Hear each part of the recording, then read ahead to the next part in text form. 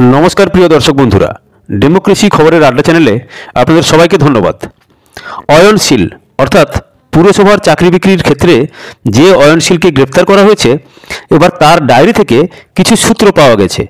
बला भालो किछु कोड उद्धार करा हयेछे एबं उद्धार करेछे इडी।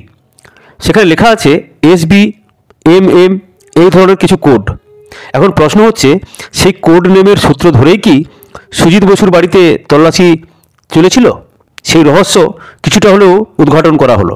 শুক্রবার সকাল থেকেই অ্যাকশন মোডে ছিল এনফোর্সমেন্ট ডিরেক্টরেট বা ইডি, যা রাজ্যের প্রতিটি মানুষ সেই দৃশ্য দেখেছেন। রাজ্যের দমকল মন্ত্রী সুজিত বসু, তৃণমূল বিধায়ক তাপস রায় ও উত্তর দমদম পুরসভার প্রাক্তন চেয়ারম্যান সুবোধ চক্রবর্তীর বাড়িতে হানা দেন ইডি অফিসারেরা। পুর নিয়োগ দুর্নীতি মামলায় এই তল্লাশি অভিযান বলেই ইডি সূত্রে খবর। এখন প্রশ্ন হচ্ছে কেন রাজ্যের এই তিন হেভিওয়েট নেতার বাড়িতে গিয়েছিলেন ইডি আধিকারিকেরা? সূত্রের খবর, পুর নিয়োগ দুর্নীতি মামলায় ধৃত অয়নশীলের এক ডায়েরির সূত্র ধরেই এই তল্লাশি অভিযান। এই অয়নশীলের সল্টলেকের বাড়ি ও অফিসে তল্লাশি চালিয়েই প্রথম পুর নিয়োগ দুর্নীতির খোঁজ পায় ইডি। সেই সময় তার বাড়ি ও অফিস থেকে বেশ কিছু নথি বাজেয়াপ্ত করা হয়েছিল। বাজেয়াপ্ত করা জিনিসের মধ্যেই ছিল একটি ডায়েরি।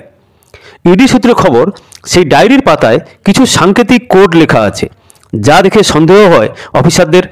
এসবি, এমএম ও তাপসদা এইসব নাম লেখা আছে ডায়েরিতে।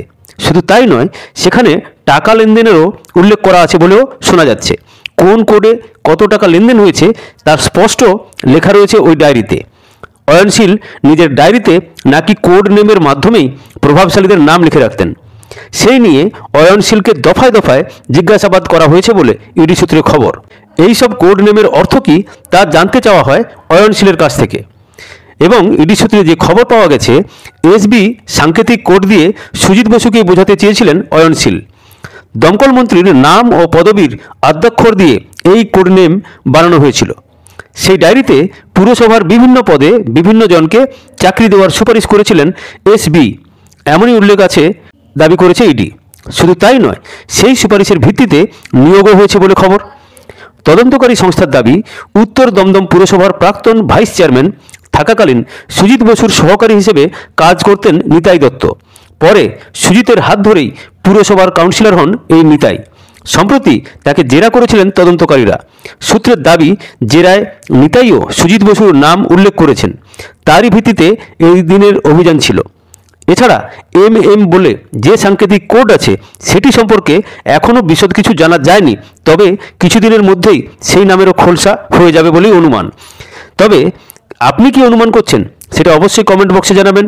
ভালো থাকবেন, আর ভালো লাগলে চ্যানেলটিকে লাইক এবং সাবস্ক্রাইব করবেন। ধন্যবাদ, নমস্কার।